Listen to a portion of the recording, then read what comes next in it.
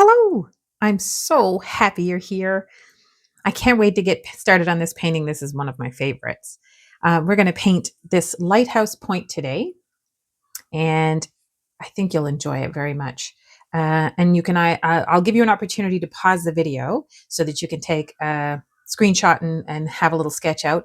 Or if you prefer not to sketch it out, you can always pick up one of my art kits. They're available in my eBay store and on my website. And everything you need to get started comes in the kit. You get a reference photo, of course, your outline, all there ready to go, all your instructions, some terms and techniques, as well as a brush and all your colors and a mixing palette. And you're all good to go. And yeah, I believe in you.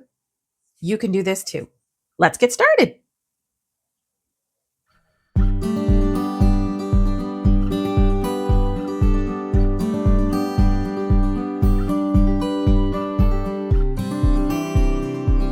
Right after this list of colors is the perfect time to pause the video if you want to take a screenshot so you can sketch that out.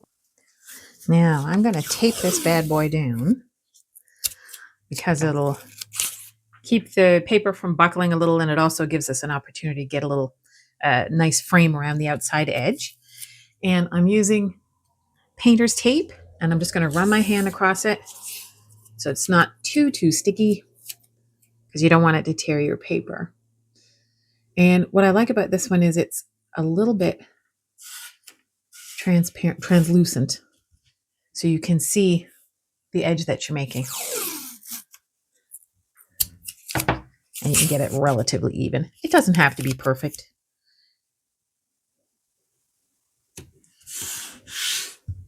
There we go.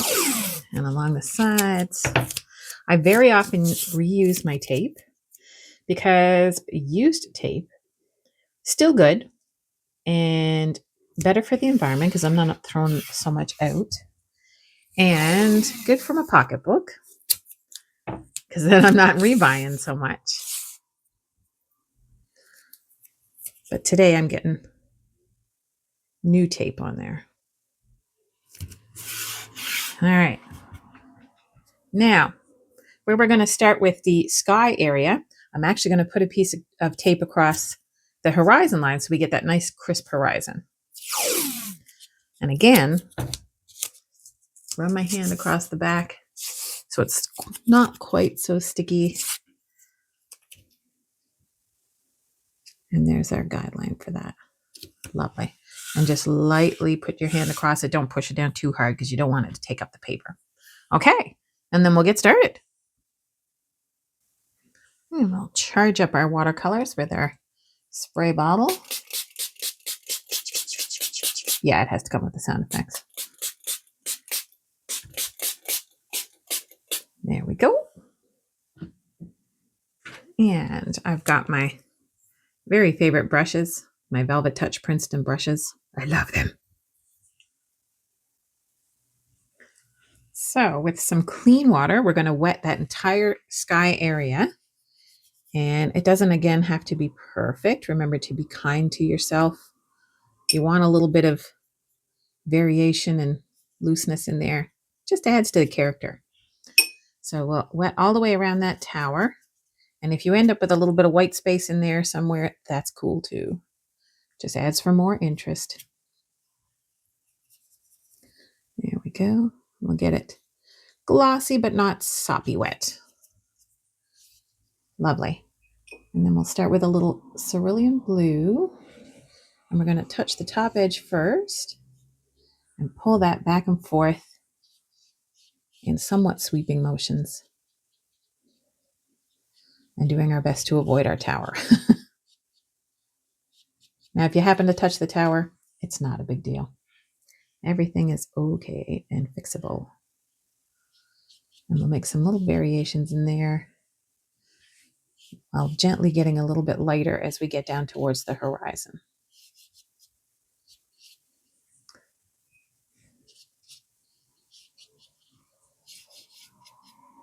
There we go. And rinse our brush off and just get a little bit of Payne's gray. And we'll touch right along the bottom where the tape is for our horizon. and create a little bit of morning fog.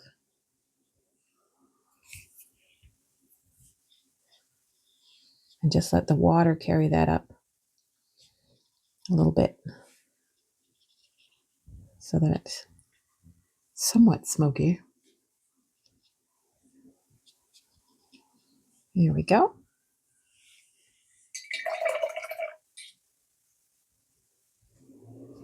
I'm just going to take a smaller brush and dampen it a little and push some of that color in next to my tower. Again, the white space is just fine. This is a personal preference. You don't have to do this. We have a little bit of a puddle going on right there. So I'm just going to take that and the cat hair out of it. And I'm going to go in behind the railing there. There we go. And we'll let that dry. Okay, now that that's nice and dry, we can take our horizon tape off. And you can see that lovely crisp horizon line we have going there. And make sure that it's dry, because now we're going to move that tape above the horizon line and do our ocean. Again, just lightly lay that across, but enough so that it's actually stuck on there a little bit. Okay. And again, we're going to wet the area down in that ocean spot. And we'll work one side at a time, just to make it a little easier on your brain. And you come right down to your rocks. And don't worry about the lines. If you've picked up the kit, those will come right out. You won't even see them when you're done. There we go. We'll get a little bit of indigo right across the top there by our horizon. And pull that back and forth a little. You want it a little bit darker by your horizon line. I'm going to add a little bit of Payne's gray in there too.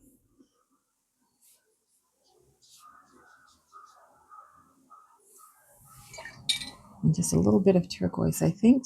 Get a little bit of that green in there. And a little bit more indigo.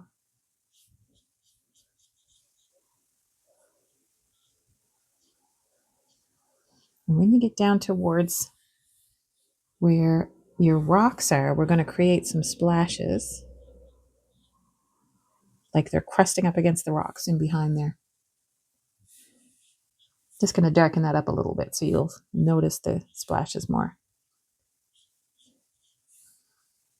And again, I'm not blending this in very much. I'm just creating little variations across the ocean area.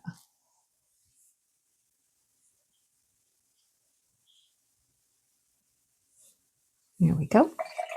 And rinse my brush. And I'm going to get a little bit of clean water on there. And right next to where the rocks are, I'm going to drop some clean water in there so that it pushes the pigment away from those rocks. And dry off my rinsed brush and kind of lift out some spots there. So clean damp brush, and we'll push that out a little bit.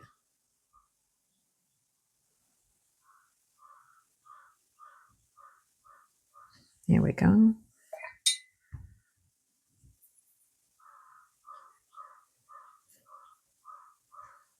Okay, and we'll let that dry while we do the other side. So again, on the other side, going to do the same kind of thing. We'll wet that ocean area down to the landmass, avoiding our tower and avoiding our little house. And some nice indigo.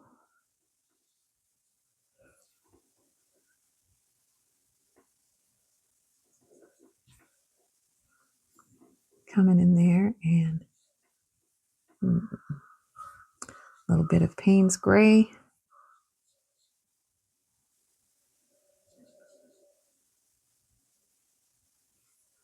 Maybe just a touch of the turquoise in there for a little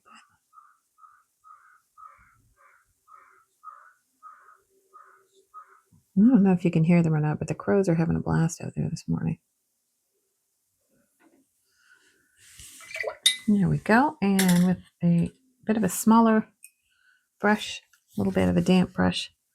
Just going to pull that in next to the house. There we go. And we'll let that area dry completely. And now that our ocean is nice and dry, we can take that horizon tape off of there. Just very gently peel it at a low angle so you don't take anything with you, which is also quite satisfying. There we go. Just touch that down a little bit again. There. And we're going to do some work on our tower. Pardon me. And you can mix a little bit of shadow color with some water in your palette and a little bit of your indigo and a little bit of alizarin crimson to get that nice sort of bluey purpley color, and just a touch of Payne's gray, and you'll end up with this really nice, where's my test sheet? This really nice shadowy color. Looks like that. And if you have some Moonglow works really well for this too. Moonglow by Daniel Smith's one of my favorites for shadow color. So we're going to imagine that the sun is coming from the left-hand side, which will create a shadow on our round tower on the right-hand side. And we know this section in the middle is going to be red, but we're going to create a shadow on there anyway. So starting off, we're going to put just a little bit of water all the way down, but avoiding our little window. And then take some of our shadow color and touch it along that edge so that the water lets it creep towards the other side and does the work for us. It's not quite wet enough right there, so just add a little bit of water so we get a bit more shadow on there.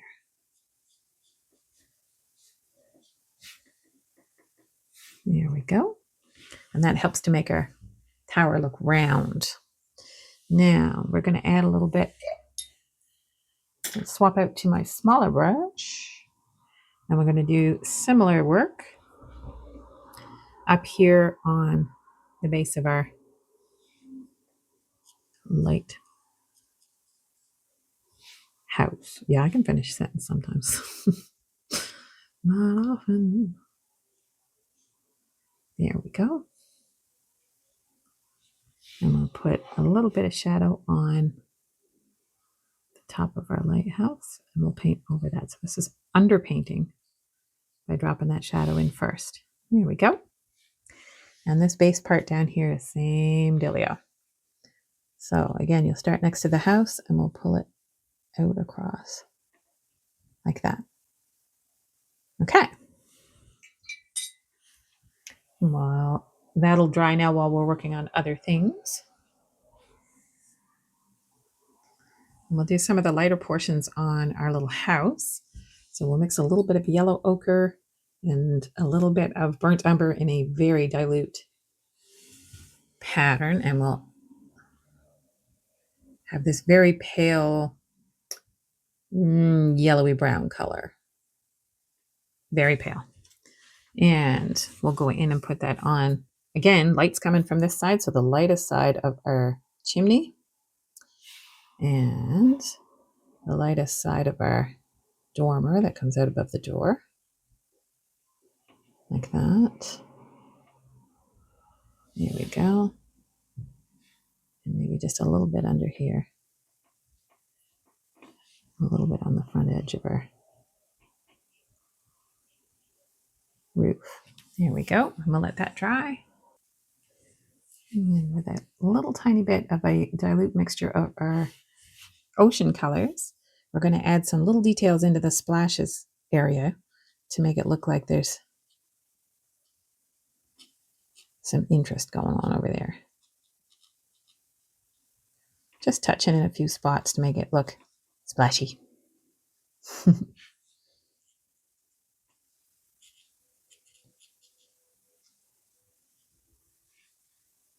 It's just a dilute mixture of our indigo and a tiny bit of Payne's Gray.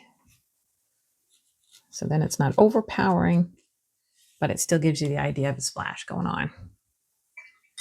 Okay. Now, I'm going to try and zoom in so you can see how we do the little windows, because they're kind of interesting. Okay, I think I got it zoomed in there. So these squares are kind of tiny, but what we're going to do is some teeny tiny wet on wet.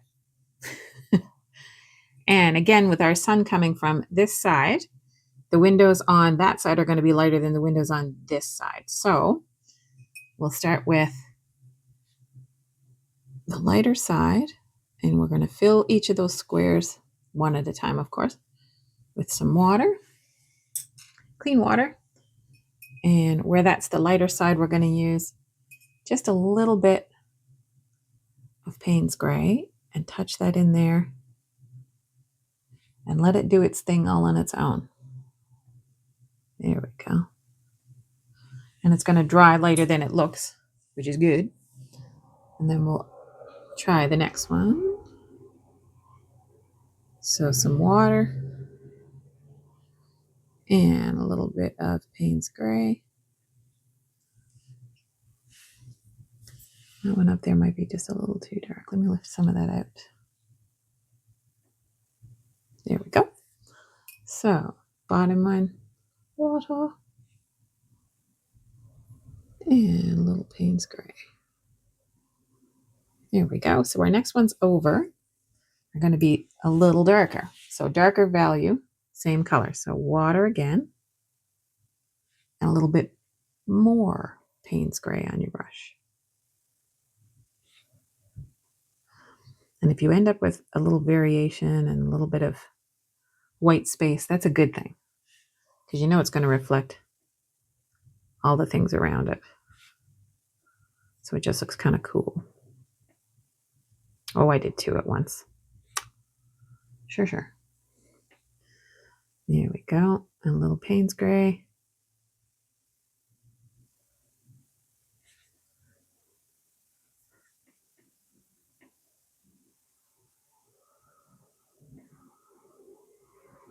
Lovely. Okay, and then we'll do our darkest ones, our darkest value over here on the side. That again, I'm doing them all at once.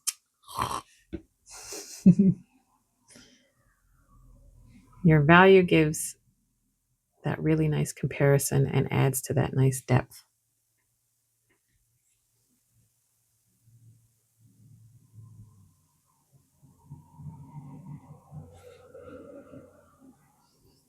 Yeah, there we go. Nice and dark. And see, this is what happens when you try and do them all at once. That bottom one's dried out a little bit because it's a lovely summer day here today. There we go.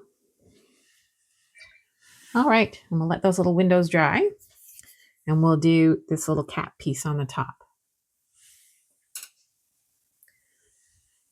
So we're going to do that with a dilute Payne's Gray. So more water than pigment. And we'll start on the light side and come across. And you can see, you'll still see that, pardon me, shadow underneath. And you can always add a little bit while it's nice and wet there to get it to darken up a little bit. Yeah. And the same goes for our little cap on the top. We'll just wet that out so that it spreads a little. There we go. And with a darker value, of Payne's Gray, we'll create that little line underneath, just to give it a little bit more of an edge. We'll make it a little bit darker. There we go.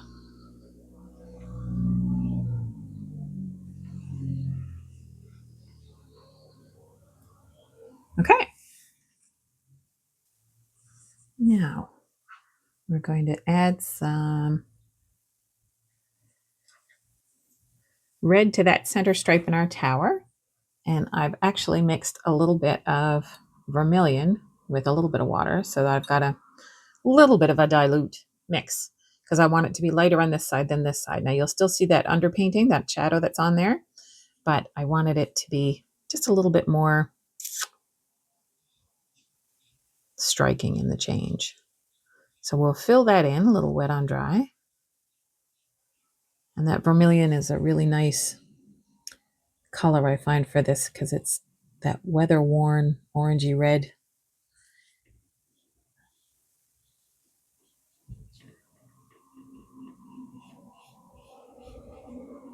There we go.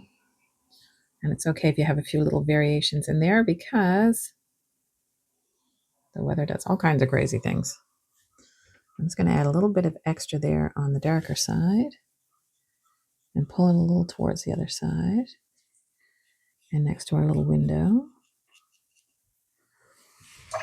And with a slightly damp brush, we'll just blend that out a little bit. And the clean damp brush, I'm going to pull a bit of a highlight on this side. Not a lot of one, just a little bit of one.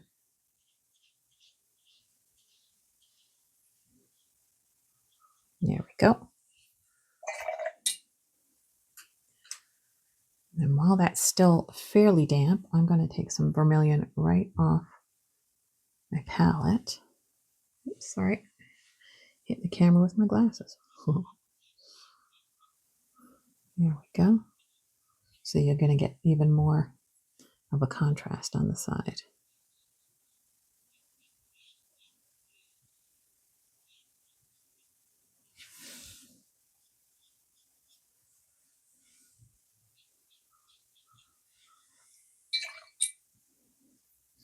Just want to soften that out a little bit. Oh, too much water. Too much water. There we go. Yeah. Lovely. And we'll let that dry. Now, using our shadow color that we mixed up earlier, I'm going to fill the shadowy side of our little house in. So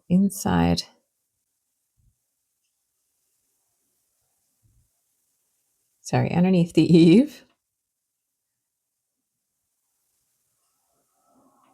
And inside that little dormer. And on the other side.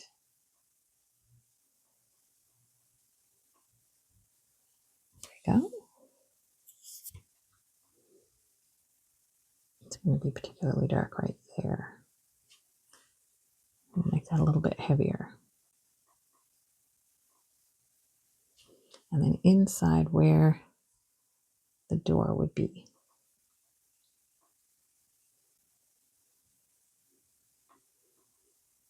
Okay, and under this eave back here. There we go. And there's the shadows on our little house. We'll put a little bit of a base coat down here on the side of our cliff. And we'll mix a dilute mixture of Payne's gray and yellow ochre. And we'll get this nice naturally gray kind of color. That little bit of yellow adds a really nice look in there.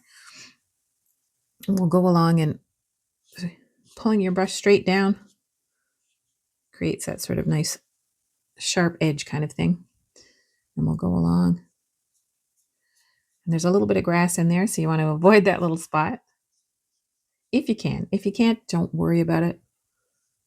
It's going to be just fine.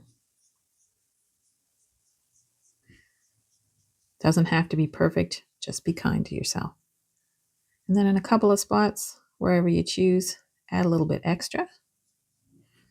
That'll make for some interest along your hillside. Then we'll add a little bit more Payne's gray to that mixture and darken it up a little with a little bit of burnt umber to keep it on the natural side. And we'll drop that in while it's nice and damp too.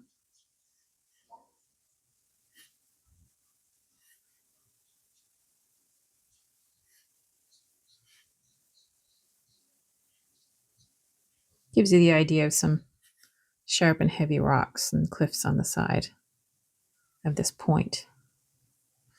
There we go.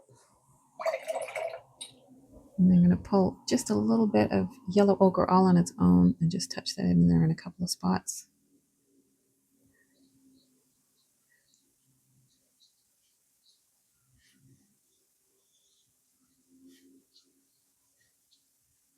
Yeah. Okay. We'll let that dry and then we'll go back in and do a few details there.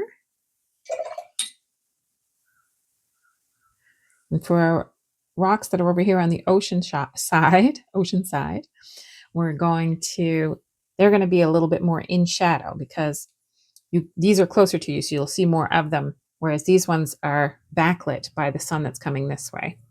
So a little bit of Payne's Gray. Oh, I did it again. Hit my glasses off the camera. Way to go, girl. So a little bit of Payne's Gray and a little bit of Indigo. So you'll have a darker mix. And we'll come along these rocks over here and just kind of roughly fill them in.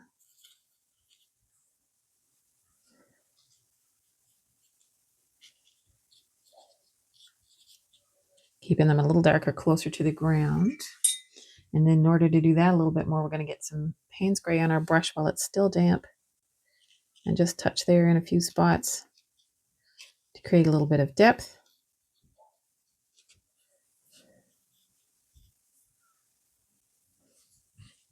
Move my hand out of it.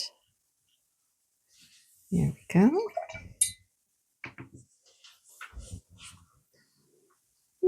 Pretty good. Let me see if I can get a little bit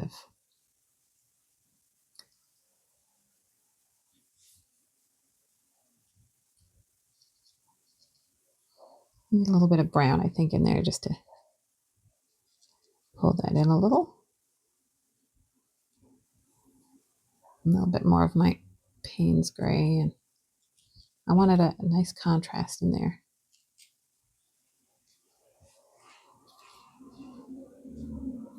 Okay, that looks pretty good.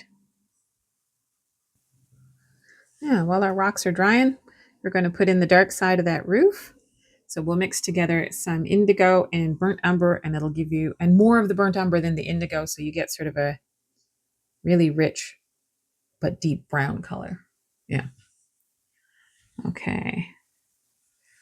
And we'll fill that in.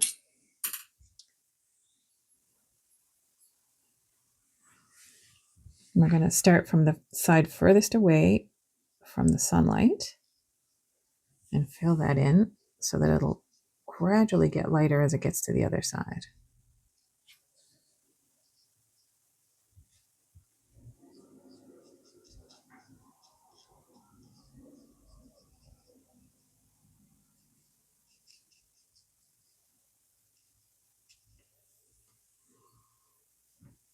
Just need that a little bit darker in there next to that dormer and behind our chimney a little. And then with a little bit of a damp brush, yeah, so I flick it everywhere.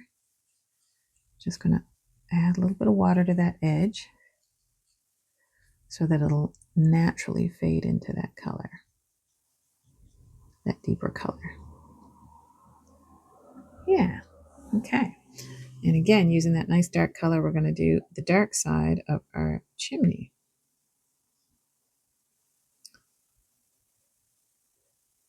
Try and remember who it was that used to say chimley when they were a kid. One of us in our family used to say chimley. Yeah. There we go.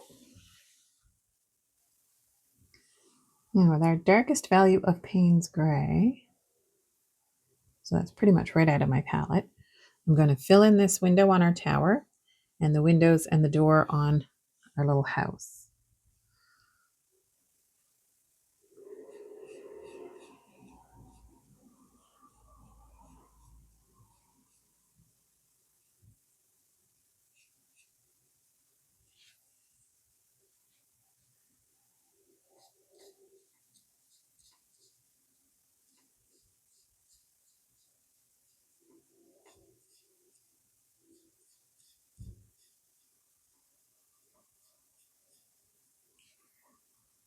And our door is going to be a little bit hidden, but in there. So we'll just loosely indicate that there's something a little bit deeper. And then darken up this shadow in behind this post. There we go. And put a little bit of a shadow on that dormer. Just because I can. Yeah, we'll put our last few details on the top of our lighthouse. And this little brim on here is going to be darker on, obviously, the far side. So we'll take some Payne's gray and just come across there, almost all the way to the other side, but not quite. Make it look a little rough weather-wise. And I'm going to darken up this little cap edge up here too, just to give it a bit of a little bit of life in there. And our railing, again, we're going to do the same, just straight up dark value of Payne's gray, and carefully with our rigger brush, come in and drop in these rail. It comes all the way across and then through the middle. Yeah.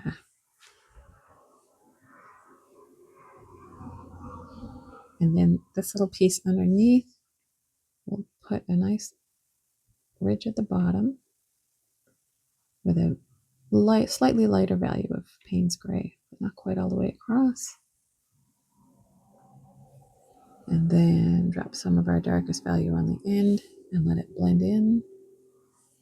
And we'll start in with these little supports. Now this one at the back is going to be our darkest one. And they'll get gradually lighter as we run out of ink. And as we get to the other side, which is cool. Don't know why I gotta whisper that.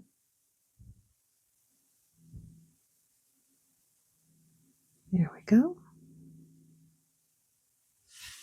Just put a little bit of an edge on that step there. Yeah. Okay.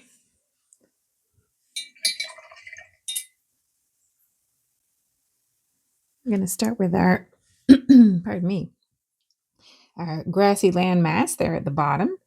So we'll put just a little bit of loose, clean water over that grassy area. Come all the way down there.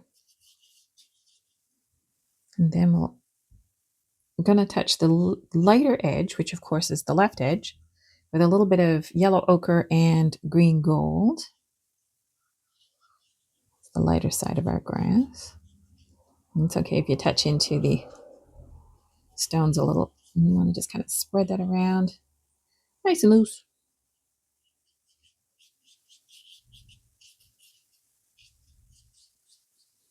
There we go. And then we'll get our mix of Hooker's green and a little bit of burnt umber, so we get this sort of olivey green. We'll drop that in there in a few places. Still trying to maintain some of that lighter stuff on the lighter side. We'll just loosely mix that in with some edges that pull down over the cliffside a little bit.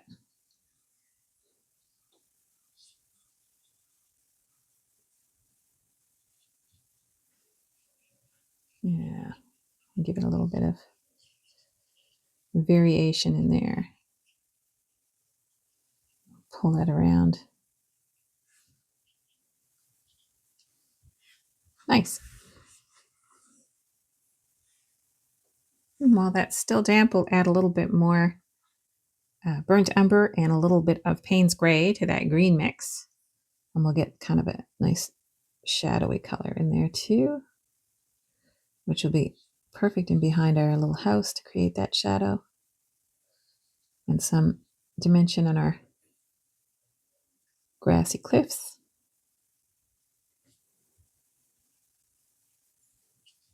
And a couple little spots there in the hillside and up towards our rocks a little bit.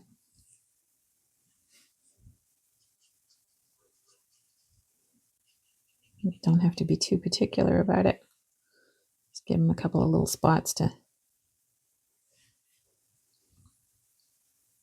create a little interest and create a little bit of loose fun.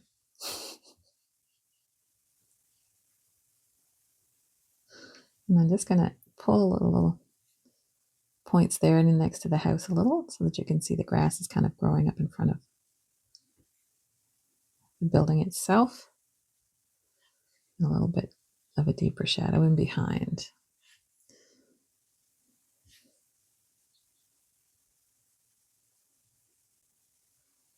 Yeah. There we go. I don't want to overwork it too much.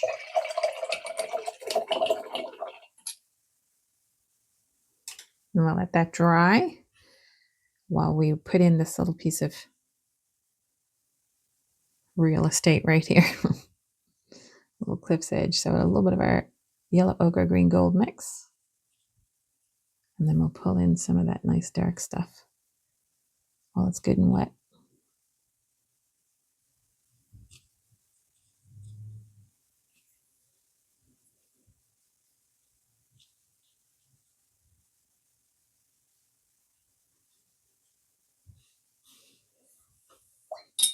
And I've got a little bit of cliff over here that I forgot to put in. So I'm just going to take my gray mix and add that in while I can.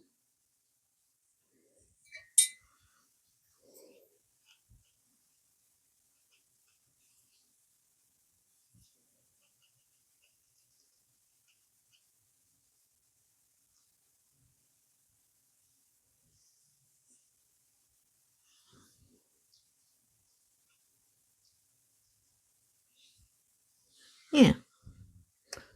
Okay. And a couple of little darker shadows on our hillside. So we'll add a little bit of Payne's gray to our dark hillside mixture if you have any left. Otherwise, it's simply Payne's gray with a little bit of yellow ochre, maybe a little bit of burnt umber. And I want this one to be a little bit darker back here.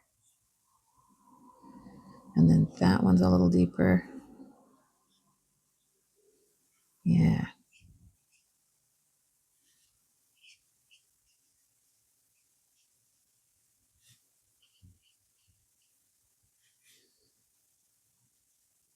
Yeah. So got a couple of little variation spots in there.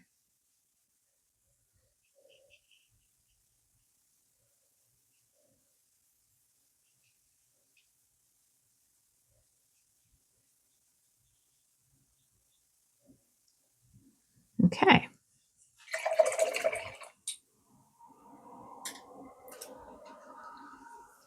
And our last little grassy spot there where the grass is sort of grown over the base of our lighthouse structure, our tower structure.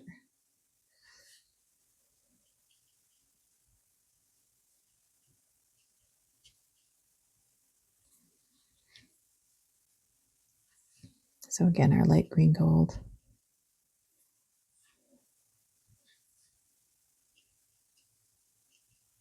And our darker mix towards the back. In the shadow. Yeah. Okay. Our little lighthouse is looking pretty good. I'm going to take my rigger brush and I'm going to dip into my little shadow color one more time. And I'm going to create some little shadows behind these supports.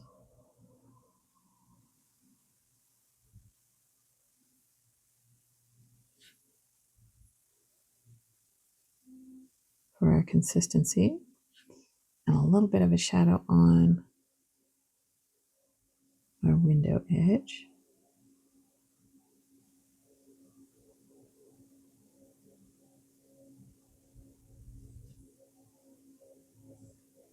A little bit more of a shadow on our adormer. And under our eave.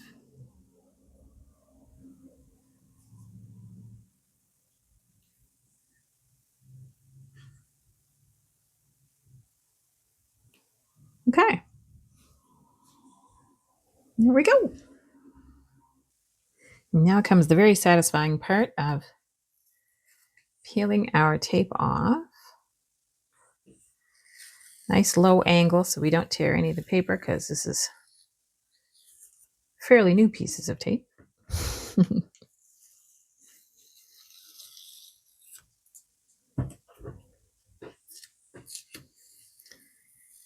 And this is the point where I'm going to say thank you so much for joining me today. I'm so glad you were here. I love having someone to paint with. And a gal from the East Coast would be thrilled to death if you subscribe to my channel. Leave us a comment in the bottom. Maybe like the tutorial. I'll be really excited. Thank you so much. I hope you have a great day and I hope you enjoyed this one. See you next week. Bye.